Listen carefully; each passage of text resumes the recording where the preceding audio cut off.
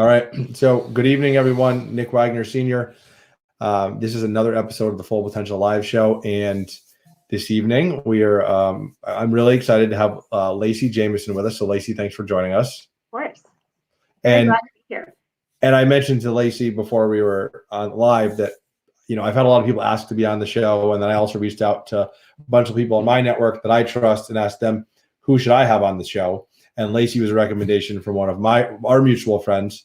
So I love recommendations from mutual friends because I think it takes some guts to just go on a live show with a random stranger you don't really know and share your entire career with them, right? And then all the people that are going to listen to you on YouTube and on the podcast. So I appreciate you taking the plunge with me tonight.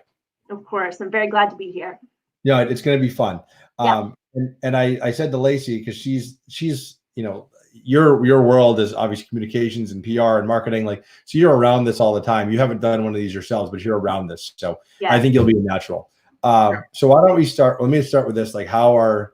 Since we're in a global pandemic, how are you and the family doing with everything? Are you surviving? I should probably start with that question. Yes, thank you for starting with that. And we are surviving, definitely. It's we made pizza from scratch tonight for dinner, which is not something we would do if we weren't probably in a global pandemic. So, right. Trying new things and we are surviving and doing the best that we can. Yeah, no, we went on a hike today as a family to some state park we'd never been to before. I think same thing. We're doing all these interesting things. And you and I were talking we're both, I think, really blessed that our families are healthy and we're able to work and still get paid. So I feel like we're really lucky with that. Absolutely.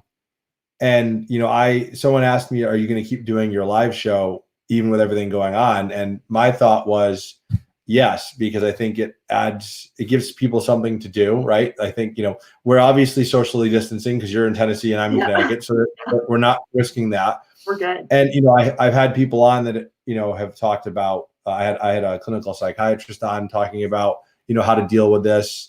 I've had some good guests that it was irrelevant to the whole everything going on.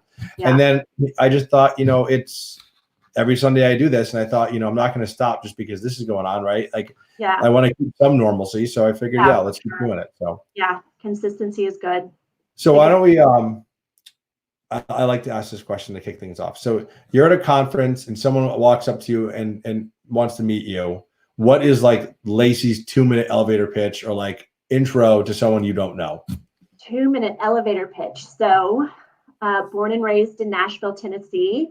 Love that because it's kind of grown so much over the last few years. So I'm very proud to be born and raised here in Nashville. Live here with my husband, Chris, who is my partner in crime. And we have 2 beautiful sons. Gary is 5, CJ is 3.5, and they are the life of our party. Started my professional journey back in college. So I have a Bachelor of Science degree in communications from the University of Tennessee. And I majored in public relations, as you mentioned, and then have a Master of Arts in Mass Communication from the University of Florida, and did an emphasis in strategic global communication there.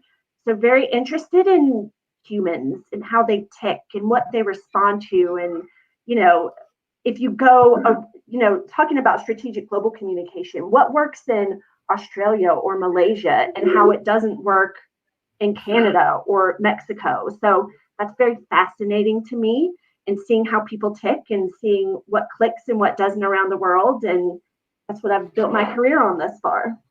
So you mentioned humans, they're definitely complicated beings. That is for sure. For sure. So you went to school for marketing and communications. Is that something that you always knew you wanted to go to school for, when you were in middle school and high school, or did it kind of evolve as you got older? How did you make that decision? That's a really great question. So I think that what really kind of propelled me in this direction is probably when I was in high school, I was on the yearbook staff, and I loved that storytelling aspect of that role and kind of what I got to do there. And that really kind of turned me on to this kind of path. And for a while, Right. I wanted to go into more of like the graphic design realm, but you have to be a very specific kind of creative to do well in that. Right. So I kind of went more the words route and the writing route, and yeah, I kind of found my way through meeting people and kind of networks and family friends and stuff like that into the PR realm, and then kind of branched out into, broader communications and marketing. And but yeah, I think that even from a kid, like I've always definitely excelled and preferred more of kind of the written word and communications. And I don't know if it was like an active, like this is what I want to do until I really got into high school. But I think that, it was very kind of a clear path that's gotten me to where I am today. Well, it's interesting because I think if you look at like clubs and like work experiences you have in high school can often influence what you do for your career. So Yeah, I think it's cool that you did yearbook club, Yeah, right? yeah. And that ended up making a big impact on what you do for your career. Yeah. Because I think that's like the point of all those extracurricular activities is try to figure out like, what do you want to do when you grow up, right? No, absolutely. What was your first job in high school that you got paid for? My first job in high school, it was this place called the Jumpy Place. That was, very creative branding there, but it was literally this giant warehouse in like a, industrial park that just had like bounce houses in it, like a Yeah. big, like a big Velcro wall. That was a lot of fun. A big, bouncy slide, and kids would just come there and have their birthday parties. And I would bring all my friends in after, when I was in high school. That was a lot of fun. But yeah, so that was my first intro to, the working world. And it was just like this family who, Yeah.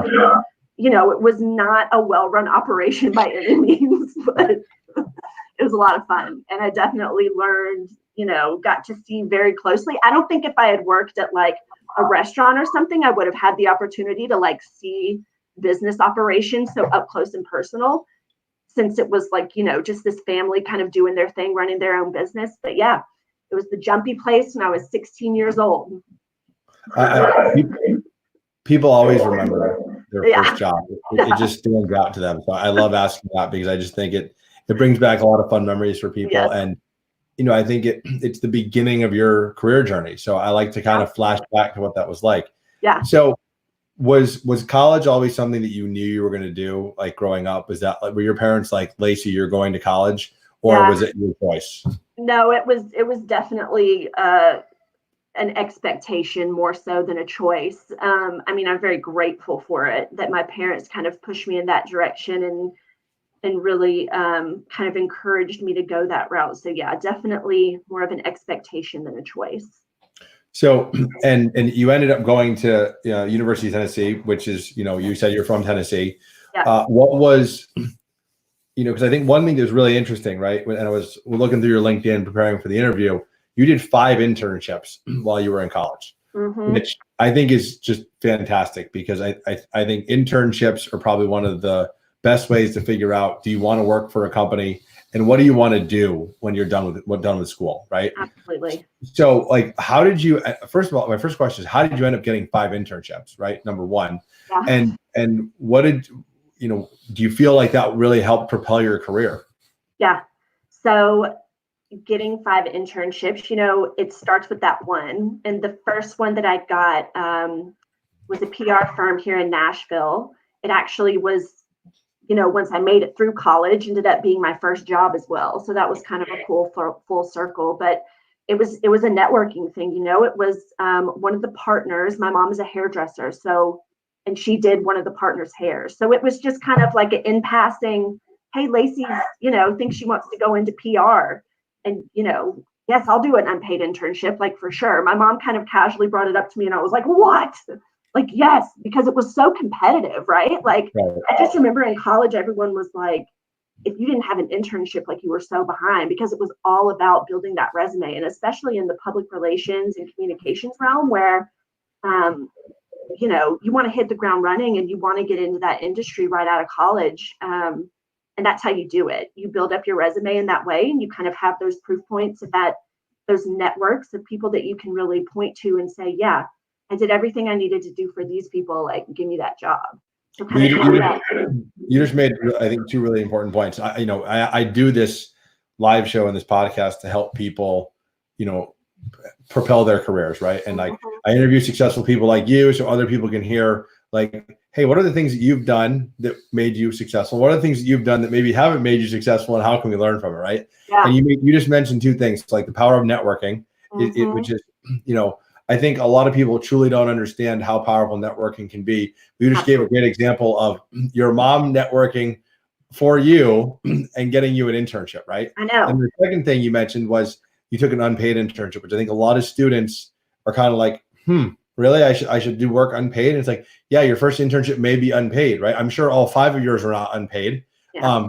But your first one was because you just want to get, you had no experience at that point. So exactly. Why would someone pay me? Like, Yeah. And I'm very lucky that I was, it was a summer internship and it was back home in Nashville. So I was able to live with my parents. And, it's funny you say, yes, my mom got that internship. And I remember being so almost like ashamed, like, oh, my mom did this for me. But then once I actually got to the internship and started talking to everyone, they were like, that's how everyone got there. It was Correct. someone knew someone.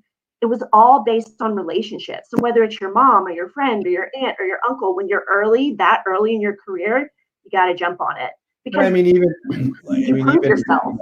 Where we are now in our careers, right? I mean, the chances of you applying for a job on a website, not knowing anyone in the company and getting it, are a lot less than applying for a job because you know someone at a company, you've talked to them, and they think you should apply, right? Yeah. I mean, it's just so. So you did a variety of internships. I want to ask about the one you did in Ireland, right? Because you were in Tennessee, I think, your whole life. Yeah. And then you decided to go to Ireland for a summer and get some global experience. So what was that like? Because I think a lot of people were probably jealous of that experience you had. Yeah. That was, it really kind of changed my trajectory, honestly, and being in kind of that. It was a small Irish shop. There were really only like 5 PR practitioners there, but it's still the European Union, right? So the clients were very international. And so kind of seeing how those operations worked and not just working with Irish clients, but also working with German clients and Italian clients and like the language barriers that existed and how you get around those, and kind of going back to my initial kind of mentioning of how people click, like the things that they were implementing for within these different countries that just kind of blew my mind, that I had never seen before as an American, not only working in Ireland, but then servicing a client in, Italy or Spain or something like that. So that was the internship that really kind of changed my trajectory and kind of really made me realize that I wanted to work for a company that had that international reach. It was very fascinating to me. Yeah, no, I'm sure that was an awesome experience, especially at a young age where you're not worrying about, kids and a family. And that was probably a lot of fun. So you mentioned, which I think is awesome, that the internship that you first had ended up being also the company where you had your first full-time job. Yeah. So how did that happen? Like, what was the story there? Sure. So, I remember we had like a little exit interview at the end of the internship that was really like, here's where we recommend you kind of focus over the next few years until you graduate. And, they gave me this list and they said, nail this, get more internships, and then like you've got a job. And I was like, done. And that really drove me as well to kind of get those internships because I really wanted to beef up my resume. And, that first internship that I had, and then I got to end up, going back to actually work there. It was such a cool experience for me because in college, that was like my goal. Like I wanted to work for this firm. I wanted to start my career there. I wanted to, kind of build my foundation based on the culture that they had really cultivated as an organization because it's so strong. And they've got a fantastic reputation in the industry and in Nashville, and it's really where I wanted to be. So it was really cool to get to go full circle, and it very much drove me That was a great day when I got that call with that job offer. It was fantastic. Yeah, I think that's another day that a lot of people remember. That call, that first full-time job offer. Such a relief. So explain for my audience, like we throw around the words like public relations and communications, but what is public relations? If you had to define that for someone who's not in the industry, like, well, how do you define public relations? So, in the grand scheme of like business, it kind of falls under the management function and is a form of communications, and it's really focused on creating like a two-way dialogue with your constituents, your stakeholders, your publics, your audience, however, an organization kind of defines who it is that they're serving. So things like events, things like media relations and things like that really kind of engage whoever the follower is. Like social media is a great tool. And it's kind of creating an interaction, if that makes sense. Yeah. And I think just to make sure people understand, like, you are working at a public relations firm that businesses hired you as their PR firm because they didn't have a team internally that could do this for them. Sometimes. So sometimes it was like a full-blown outsourcing, and sometimes it was support.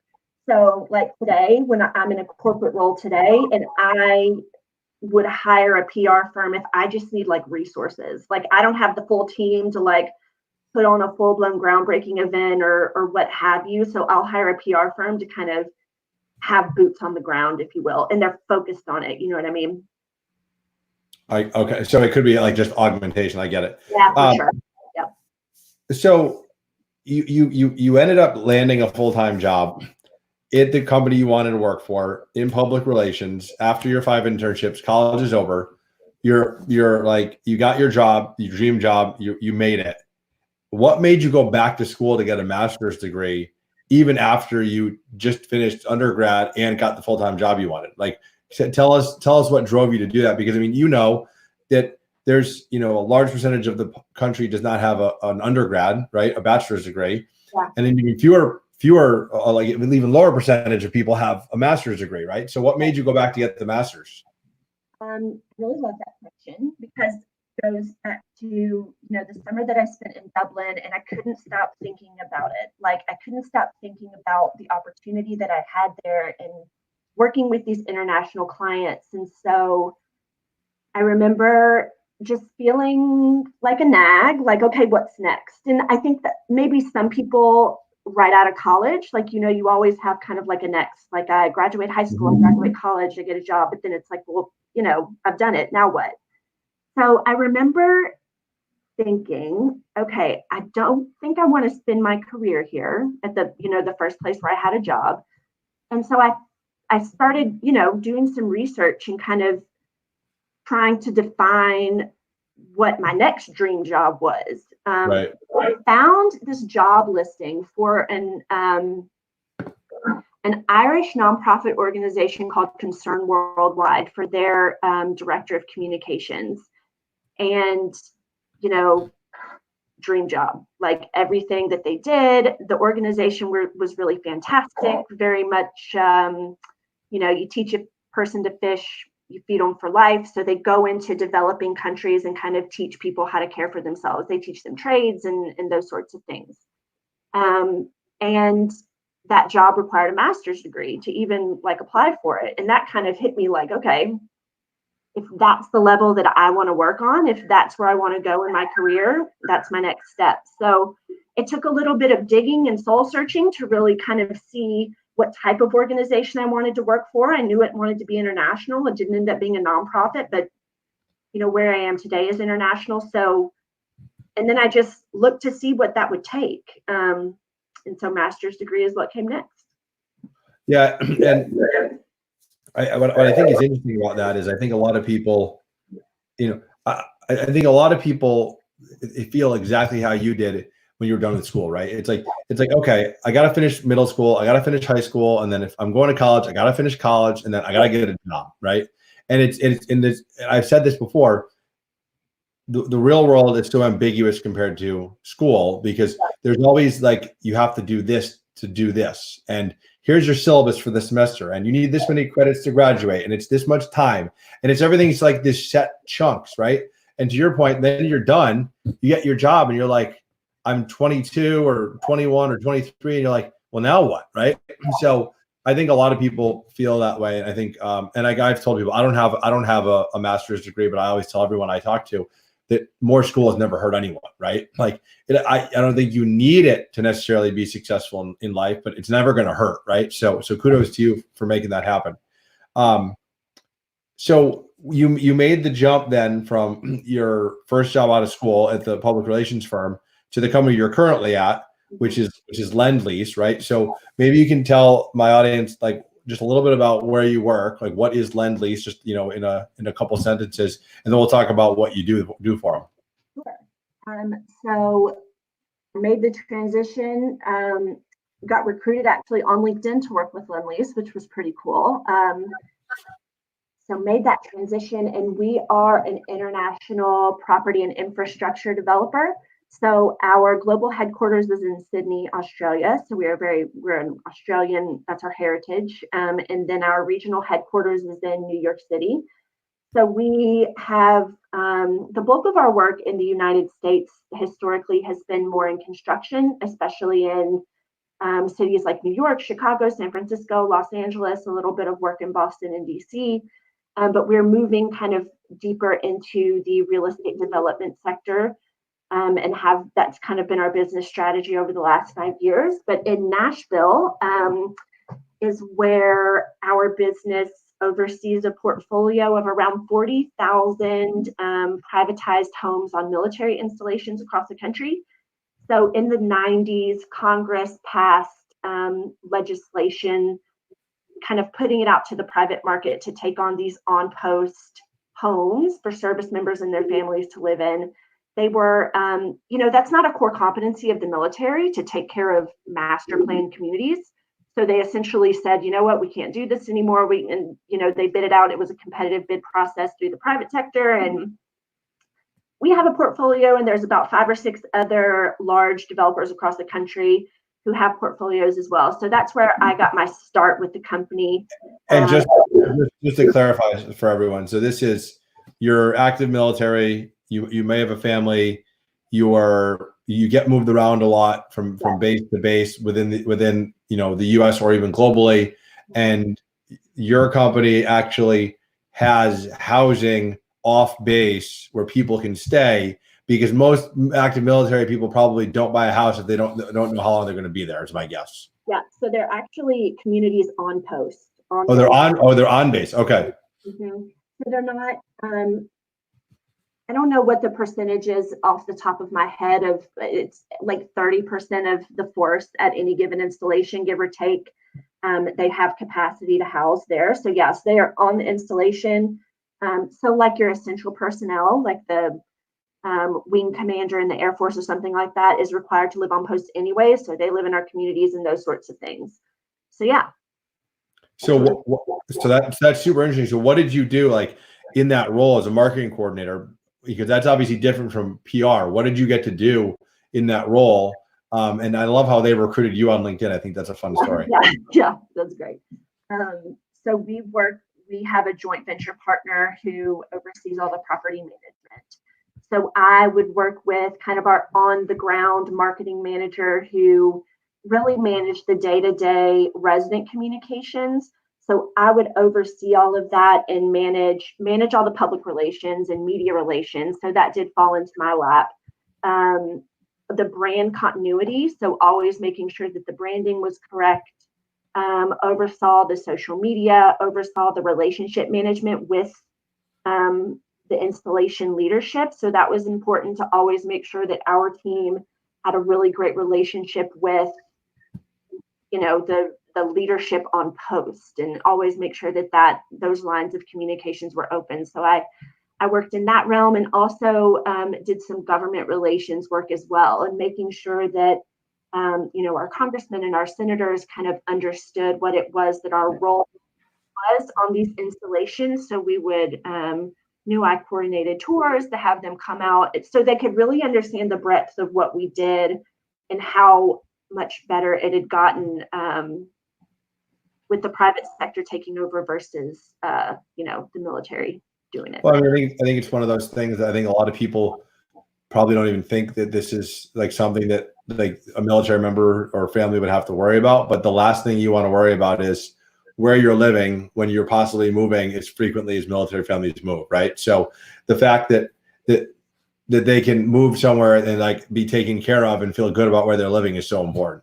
Yeah, and I think the best part about my job was getting to interact with residents and kind of hear their stories. And it's amazing the places that they've been and the places that they've seen, and their families have been with them, and children have grown up around the world. It's so that was by far the best part, getting to interact with them and getting to know them. It was very cool. Yeah, no, I'm sure, and I think I'm not a veteran, but we have a lot of friends and family that are veterans, and we're always thanking them for what they do. So I'm sure it was very rewarding to be able to give back and help the veteran community and the active military duties members as well, of course. So you've had I think when I was looking at your LinkedIn, you've had 4 jobs at your current employer in 6 years, right? And I'm curious. So I think a lot of people ask, how often should I switch jobs, right? Like what's too quick and what's maybe like too long, right? And I think for you, it was kind of, the jobs were different lengths in time. So did you seek out, like when you went from your role with the Department of Defense to your next role, did you seek it out, or did someone say, hey, Lacey, we want you to do this? Like maybe you can share with the audience how you found your next roles within the company. So I think that's a really common question people get asked. And a lot of people, I think, really struggle with, how do you network yourself within a company and find that next role? Yeah, that's a great question. I really love that. So it really was a matter of the business growing. There was a hole that needed to be filled, and I raised my hand. So when I transitioned, I worked within the DoD business for a while, as a marketing coordinator with our military housing community, and we also have a portfolio of privatized hotel rooms on Army installations across the country. So I did work with that, and then we were looking to expand the business, and the business needed someone who could kind of step into this role and manage new business pursuits. And I had never done it before. And it was something that was interesting to me. It was something that, I thought, hey, I think I could do this. I think I could be okay at this. And so my manager at the time came to me and said, I think, we need someone to do this. What do you think? Are you in? And I was, yeah, I'm in. Like, let's do this. And that's kind of the direction that my career has kind of taken from there. So it kind of was a little bit of it was just a need, and so I just kind of went for it. Yeah, no, I think that situation happens quite a bit. But I think one thing you said that I think is really important is you raised your hand and volunteered, right? So I always try to explain that if people don't know you want to do something, why would anyone ever ask you, right? So the fact that you volunteered, like you said, hey, like if an opportunity comes up, I'm interested, I think is really important. For sure. As you've gone through what's now 4 jobs in 6 years, have you had someone in the company to kind of mentor and guide you through this that's kind of helped you through this journey, or have you kind of just done it all on your own? So I would say several people who've really kind of stood up and mentored me, and my now manager has been incredible. His name is Adam, and he's really just helped me navigate not only the business and kind of, being in a large corporation, there's a lot of, you need help navigating it and understand kind of the politics and how to get from point A to point B and how to really successfully grow your career and end up where you want to be. So he's been fantastic. But I think one of the really great mentor relationships that I've developed over the past 6 years with Lendlease is one of my mentors. His name is Pablo, and he is in a completely different sector of the business. We have completely different types of job roles. We do completely different things, but being able to bounce ideas off of him and kind of get his perspective as a very far outsider, I think has been valuable, especially over, as my career has kind of taken a big leap over the past about year. Yeah, no, I think that's a really good perspective on having a mentor relationship, that you don't want it to be someone that's so close to what you do you can't ask questions and get honest feedback, or maybe they know what like the situation is or know the people involved. So I think having someone who's kind of completely outside of that world makes a lot of sense. Yeah. I want to pivot, because we talked all about your career, but we haven't talked about your family, and I'm just curious, how is it being a successful, a successful woman in the corporate world with 2 kids and a husband that works? Like, how do you do it? I mean, that is, and look, my wife and I both work too. Like, it's a lot, right? And so we were talking about that earlier. What's your secret to making all this work? There isn't one.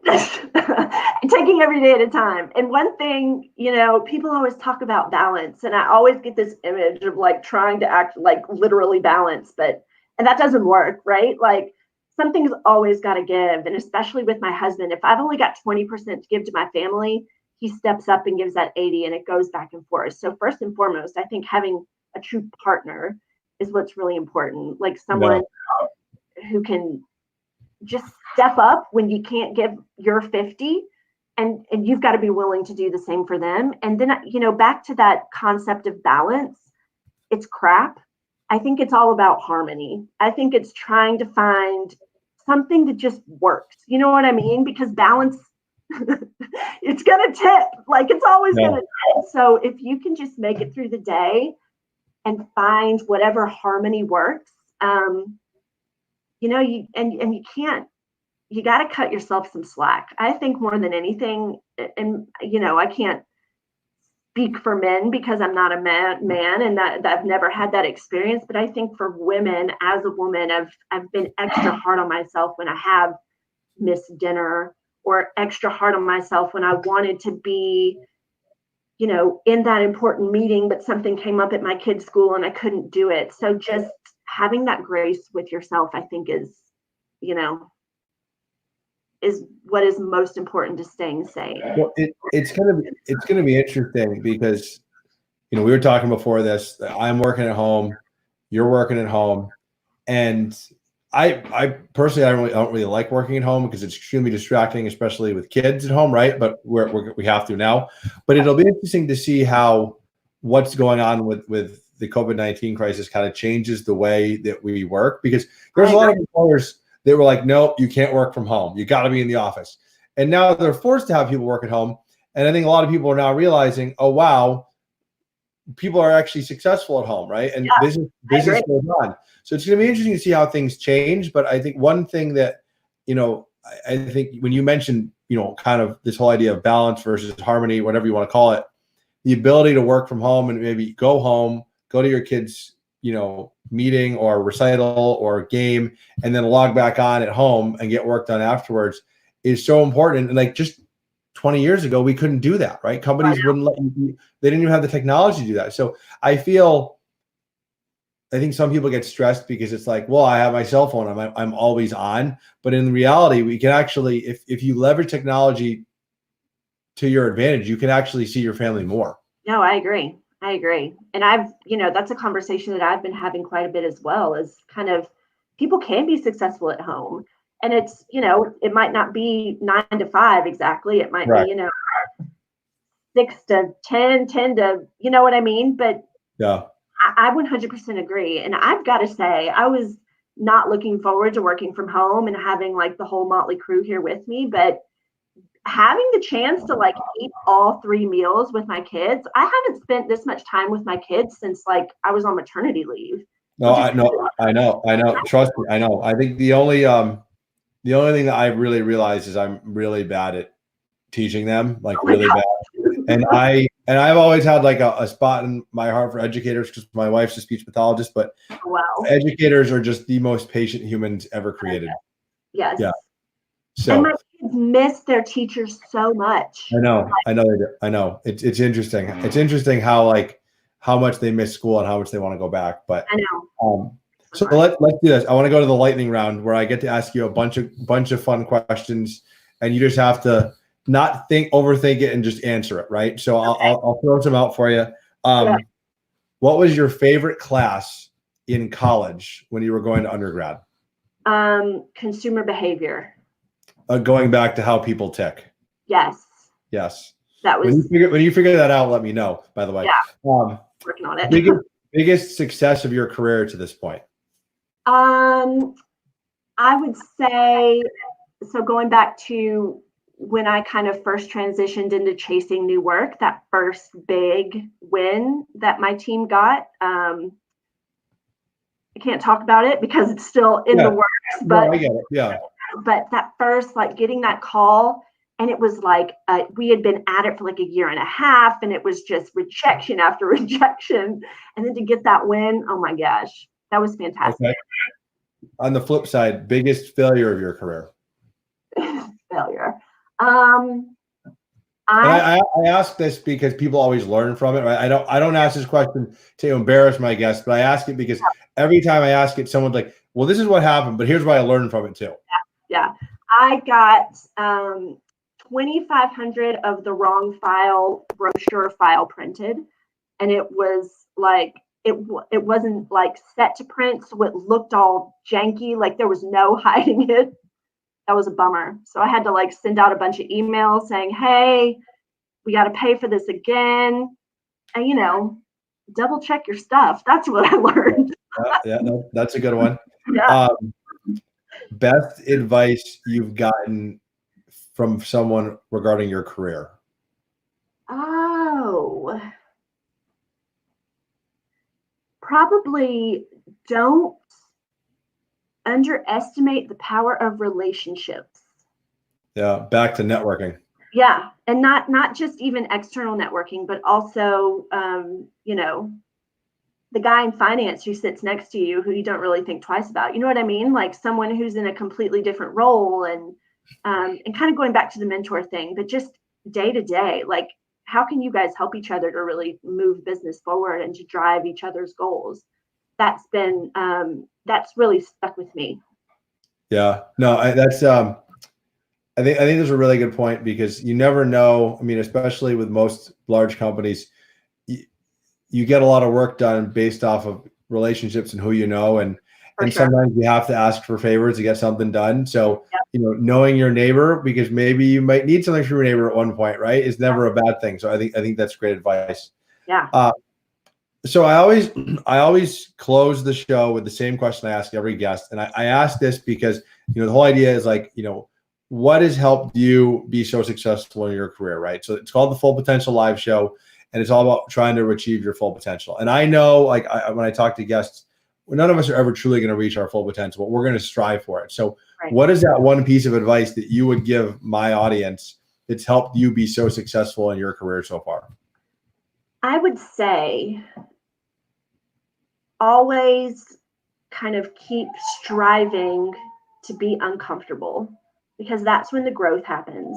And if no one else, going back to raising your hand, if you're sitting in a meeting and something needs to be done and it's completely outside your realm, but maybe you got a little bit of interest in it, raise it. Like, get outside your element, crash through it, and you got to grow. And when you start to feel comfortable again, step it up a notch and get back into that discomfort zone.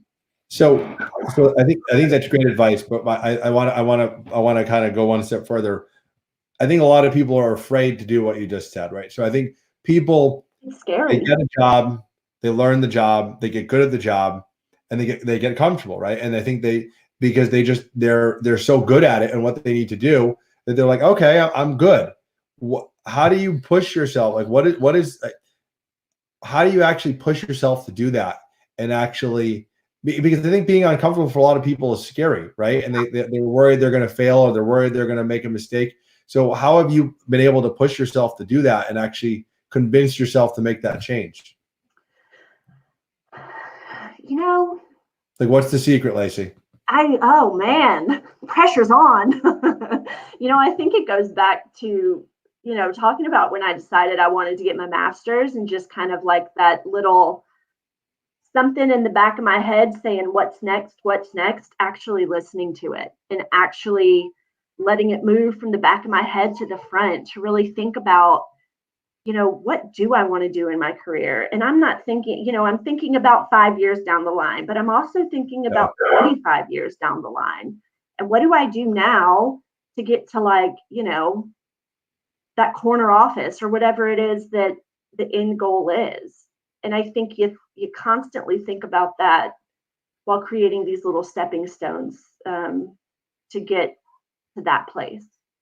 Well, and I think your recommendation of being uncomfortable, right, and kind of pushing yourself is, if you do that, you're going to keep learning and you're going to keep growing. And I think, to your point, you took a job that you didn't know how to do everything, right? You hadn't done it before, but you felt you had a quick enough, you could come up to speed quickly enough to actually figure it out and be successful. So I think that's great advice. So, but thank you so much for making time. I know, obviously, you probably have kids banging on the door to get in your office right now to say hi to mom, right? So I appreciate you sharing your experiences and your advice with all of our listeners, and we wish you the best. Thank you so much, Nick. Have a great Thank night. you, Lacey. Have a good one.